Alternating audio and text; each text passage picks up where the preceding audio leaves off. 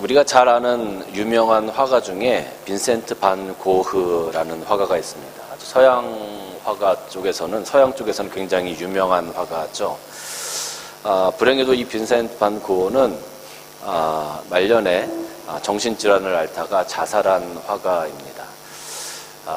이 빈센트 반 고흐가 죽기 전에 약 10년간 작품 활동을 했는데 그 10년간 작품 활동, 짧은 기간이었지만 그때 활동한 그 작품들의 그림의 가치가 엄청납니다. 많은 사람들이 이 반 고흐의 그 화풍이나 이런 부분들을 찬양하고 또 그 가치를 매길 때 엄청난 가치로 매기는 것을 봅니다. 1990년에 그 가세 박사의 초상이라는 그림이 팔렸습니다. 그 그림이 팔린 가격이 8,250만 달러였대요. 8,250만 달러. 가히 우리는 상상하지도 못할 만한 그런 엄청난 금액인데, 그래서 그것이 사상 최고가를 기록한 미술 경매 작품이 되었습니다. 그것이 바로 빈센트 반 고흐의 작품이었습니다. 빈센트 반 고흐는 특별히 여러 가지 작품을 그렸지만 그 중에 특별히 밀밭에 관한 그런 어떤 그림들을 좀 많이 그렸어요. 이 밀과 밀밭에 관한 그림을 그리면서 아마 그 농사 지어지는 그런 부분들을 통해서 사람들의 인생을 논하고 또 농부들에 대한 감사의 표시를 했다라고 사람들이 많이 평가를 합니다. 빈센트 반 고흐가 남긴 말 중에 이런 말이 있어요. 밭에 씨를 뿌리는 자는 곡식을 거두는 것처럼 영혼의 씨를 뿌리는 자는 성령으로부터 영생을 얻으리라. 굉장히 영적인 말씀이죠. 우리는 빈센트 반 고흐가 이런 말을 남겼으리라고는 생각도 못했는데, 근데 빈센트 반 고흐가 이런 이야기를 남긴 배경이 있습니다. 그것이 무엇이냐면 빈센트 반 고흐가 화가로 활동하기 이전에 그는 목사가 되기 위해서 전도사 활동을 했던 사람이었기 때문에 그렇습니다. 많은 사람들에게 하나님의 말씀을 전하고 하나님의 말씀으로 그들이 세워져 가기를 바랬던 그런 사람이었습니다. 그렇기 때문에 아마 이 밭에 씨르는 뿌리는 자는 곡식을 거두는 것처럼 영혼의 씨를 뿌리는 자는 성령으로부터 영생을 얻으리라라는 그런 이야기를 할 수 있지 않았을까 하는 생각이 듭니다. 밭에 곡식을 뿌린다. 이런 부분을 가지고 인생을 논했던 반 고흐가 조금은 이해되어지는 그러한 문구라고 할 수 있습니다. 농사하는 방법을 가지고 인생에 빗대어서 많은 사람들이 이야기를 합니다. 오늘 특별히 예수님도 그 씨 뿌리는 비유를 통해서 우리 인생에 관해서 여러 가지를 빗대어서 말씀해 주고 있는 것을 보게 되어집니다. 예수님께서 이 말씀을 통해서 우리에게 그 말씀을 전해주신 것은 농부가 씨를 뿌릴 때 때로는 길가에 떨어지고 때로는 돌짝밭에 떨어지고 때로는 그것이 가시덤불에 떨어지고 때로는 옥토밭에 떨어진다라고 말씀을 하시죠. 길가에 떨어졌을 때는 그 길가에 떨어진 것을 사람들이 밟기도 하고 또 날아가는 새들이 그것을 먹기도 하고 그렇기 때문에 결실 맺기가 어렵다는 겁니다. 돌짝밭에 뿌려진 것은 처음에 약간의 뿌리는 내릴 수 있어요. 그래서 기쁨이 있을 수 있지만 어떤 시련이 오면 그 시련을 이기지 못하고 결국 뿌리 내리지 못하고 그것이 꺾여버리는 그런 어떤 신앙의 모습을 이야기해주고 있습니다. 세 번째, 가시덤불에 떨어졌다는 것은 처음에 싹이 나고 그리고 뿌리가 내릴 수 있지만 그 기운을 막아서 잘 성장하지 못하는 것처럼 세상의 어떤 염려나 세상에 어떤 그런 고민들이 생겨질 때 그 신앙을 붙들지 못하고 성장하지 못하는 그런 사람의 모습을 이야기해주고 있습니다. 네 번째는 좋은 밭에 대한 비유입니다. 좋은 밭이라는 것은 정말로 그 좋은 밭에 떨어져서 씨가 좋은 뿌리를 내리고 건강하게 자라나서 100배, 30배, 60배의 열매를 맺을 수 있는 좋은 결실을 가지고 올 수 있는 그런 마음밭이다라고 예수님께서 오늘 말씀을 해주고 있습니다. 우리가 많이 들어왔던 이야기이기도 하지요. 저는 오늘 이 말씀을 묵상하면서 목회자적인 관점에서, 목회자로서의 우리 성도들을 바라보는 관점에서 이 말씀을 좀 한번 전해보고자 하는 마음이 있었습니다. 목회자적인 입장에서 길가에 떨어진 사람들, 성도들의 모습을 한번 생각해 보았습니다. 말씀을 전할 때, 목회자가 말씀을 전하고 때로는 권면을 할 때 이 길가밭과 같은 사람들은 정말로 그런 것 같아요. 말씀을 받아들이지 않고 말씀을 튕겨내는 사람들이 있어요. 이렇게 말씀을 전하거나 혹은 건면하러 찾아가면 그 말씀에 대해서 말씀을 받아들이기보다는 그 말씀을 정말 이렇게 튕겨내요. 마음 가운데서. 그러면서 그것이 보이거든요. 그러면서 정말로 아이들이 가지고 놀던 그 탱탱볼처럼 말씀이 막 이렇게 탱탱탱탱 막 튕겨나오는 듯한 그런 겉면이 튕겨나오는 듯한 그런 느낌을 받을 때가 종종 있습니다. 참 안타깝죠. 답답하기도 합니다. 때로는 말씀을 전하는 이런 시간이 되어서 예배를 드린다 할지라도 그 예배 시간에 말씀을 증거하는데도 계속 그 마음이 딴 데 가 있는 것들이 보여지는 성도들이 종종 있습니다. 자꾸 그 말씀을 듣고 말씀 가운데 어떤 결단이 생겨지는 것이 아니라 몸은 와 있지만 생각은 다른 데 가 있는 성도들의 모습들, 그런 부분들이 보여질 때가 종종 있거든요. 또 심하면 말씀을 전하고 권면을 할 때 어떤 사람들은 그 말씀을 비아냥거리기도 합니다. 그리고 목사님이나 잘하세요. 나는 내가 알아서 할 테니까 더 이상 저에게 찾아오시지 않았으면 좋겠습니다라고 이야기하시는 분들도 있습니다. 참 답답하죠. 목회자가 어떤 한 사람, 실족한 성도를 찾아간다라고 하는 것은 그 사람에 대한 관심이나 그 사람에 대한 사랑이 없으면 그렇게 할 수 없는 일입니다. 여러분들 만약에 여러분들이 누구를 찾아가거나 할 때 여러분들이 그 사람에 대한 관심이 없고 그 사람에 대한 사랑이 없으면 여러분 그 사람 찾아가겠습니까? 우리는 안 찾아가게 됩니다. 그러니까 실족한 성도든 상처받은 성도든 어떠한 성도든지 간에 교회에 잘 나오는 성도들도 마찬가지죠. 목회자가 만나고 목회자가 찾아가고 이렇게 한다는 것은 그 사람에 대한 사랑이 있고 그 사람에 대한 관심이 있다라는 표현입니다. 그런 관심과 사랑을 가지고 찾아간다 하더라도 어떤 분들은 참 야속하고 매몰차게 대해주시는 분들도 종종 있어요. 그런 사랑을 가지고 찾아갔음에도 불구하고 참 상처 주는 말로 답을 해주시는 분들도 종종 있다라는 겁니다. 귀찮은데 왜 왔냐는 거죠. 어떤 분들은 문도 안 열어주세요. 그런 분들도 있어요. 그럼 참 문 앞에서 이렇게 몇 번 그 초인종을 누르고 그러면서 기도하면서 그냥 돌아오는 경우도 있죠. 제가 그렇게 한 번씩 이렇게 돌아올 때 하나님한테 제가 참 그 돌아온 차 안에서 눈물을 흘리면서 하나님께 기도할 때도 여러 번 있었습니다. 참 안타깝기 때문에, 너무나 안타깝기 때문에 눈물을 흘리면서 기도하면서 돌아온 경우도 있었고, 또 어떤 때는 원망 아닌 원망을 하면서 돌아온 적도 있어요. 하나님, 대체 언제까지 제가 이렇게 찾아가야 됩니까, 저 사람을? 저 가기 싫어요. 인간적으로 이제 더 이상 가기 싫습니다. 그래서 제가 언제까지 이렇게 찾아가야 됩니까? 그렇게 원망 아닌 원망의 기도를 드리면서 돌아올 때 하나님 그 차 안에서 주시는 말씀이, 야, 저 영혼한테 찾아갈 수 있는 목사가 너밖에 없어. 그러니까 네가 가야지 누가 가겠니? 하나님께서 그렇게 음성을 주시면 참 어떻게 하겠습니까? 그냥 할 수 없는 거예요. 또 가야지. 그런데 이 길가밭에 떨어진 그 길가밭 같은 그런 어떤 마음의 밭을 가지고 있는 분들은 정말로 그런 사랑과 관심을 가지고 찾아가도 그걸 전혀 받아들이려고 노력하지 않으시더라고요. 그 부분이 너무 답답하고 너무 안타깝고, 오히려 그런 사랑을 가지고 찾아가도 오히려 자기들이 더 당당해. 그걸 거절하는 모습이 훨씬 더 당당해요.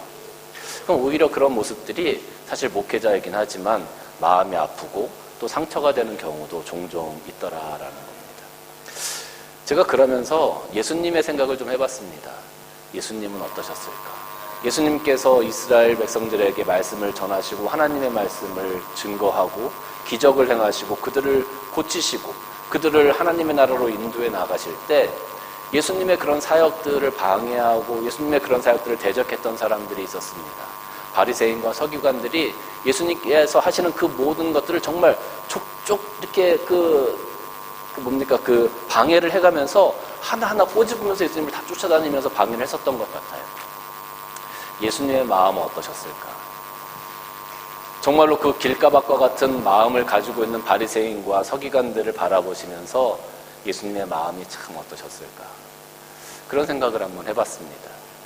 오늘날 목회자들도 길가밭과 같은 성도들을 대할 때 그런 마음입니다.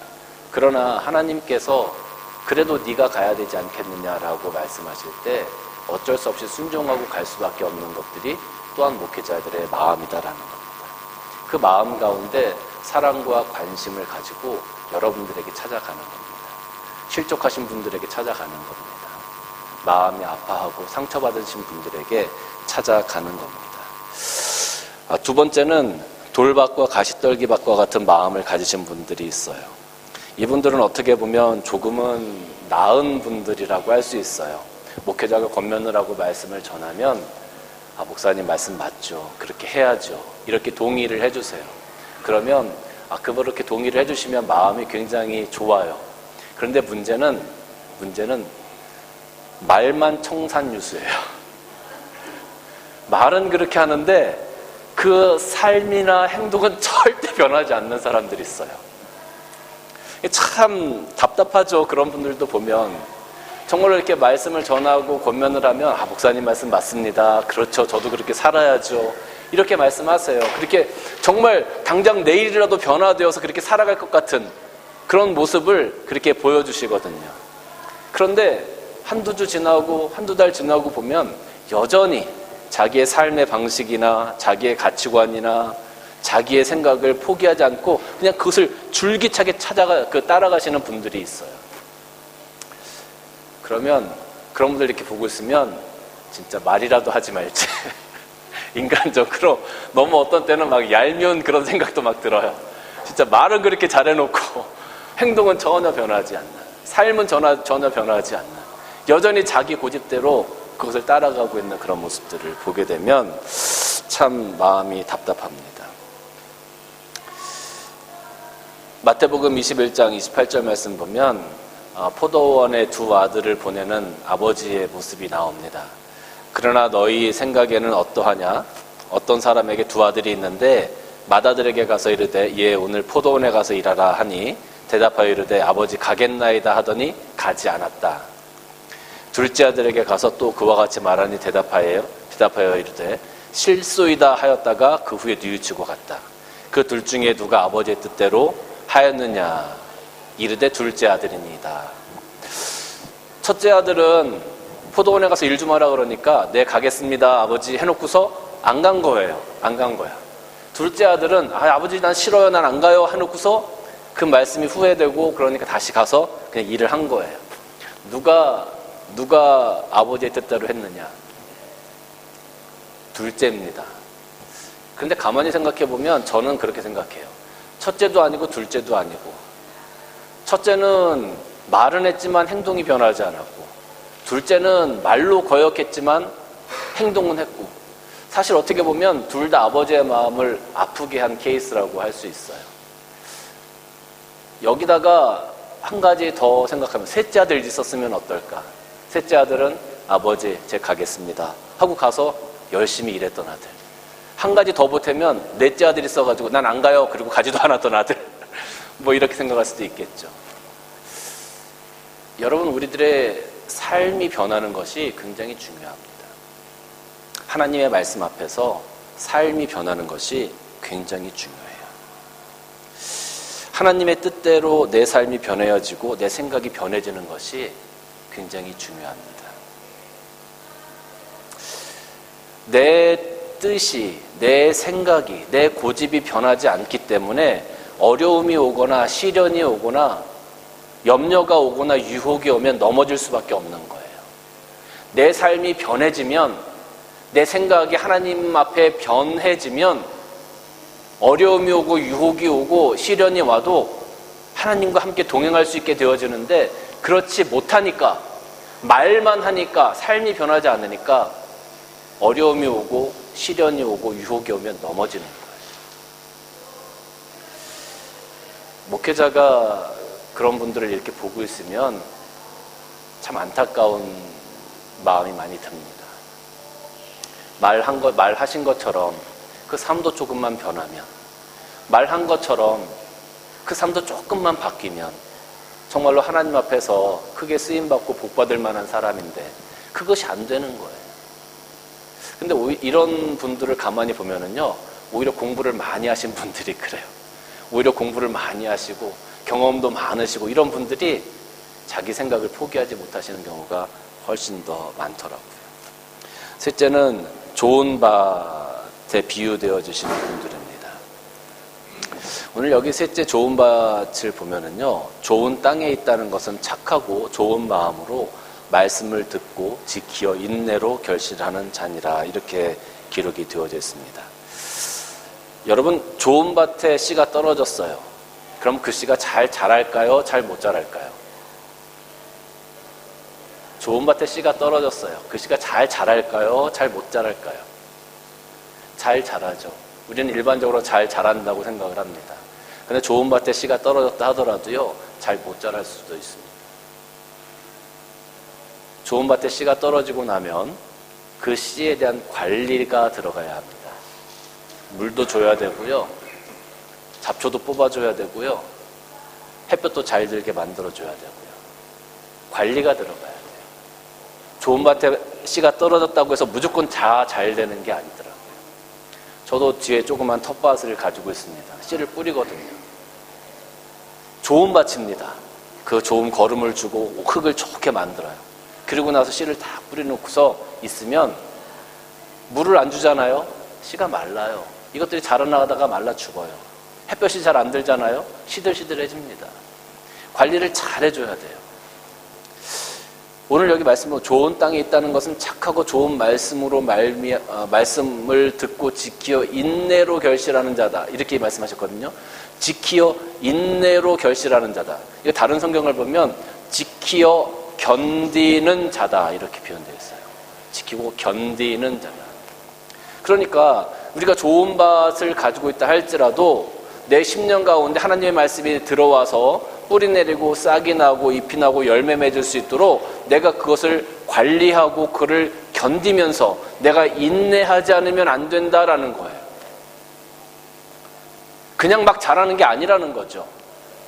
여러분, 이거를 우리가 삶 가운데 다시 한번 생각을 해보면, 우리가 예수님 믿어요. 교회 나와요. 여러분 생활 편합니까?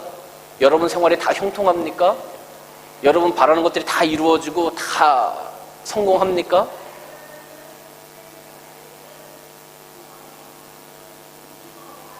근데 왜 교회 나오십니까? 왜 예수 믿으십니까? 그 답이 여기 있는 겁니다. 우리는 좋은 밭이기 때문에. 내가 좋은 밭에, 좋은 땅에 있다는 것은 착하고 좋은 마음으로 말씀을 들어요. 그리고 그걸 지키려고 노력해요. 그리고 견뎌요. 그걸 지키려고 세상의 유혹과 세상의 염려와 세상의 겁박을 견뎌요. 견뎌. 그래서 좋은 결실을 맺어가려고 하기 때문에 내 삶이 지금 힘들고 어렵다라 할지라도 하나님 앞에 나와 있는 거예요, 여러분들이. 그게 좋은 밭의 조건이에요.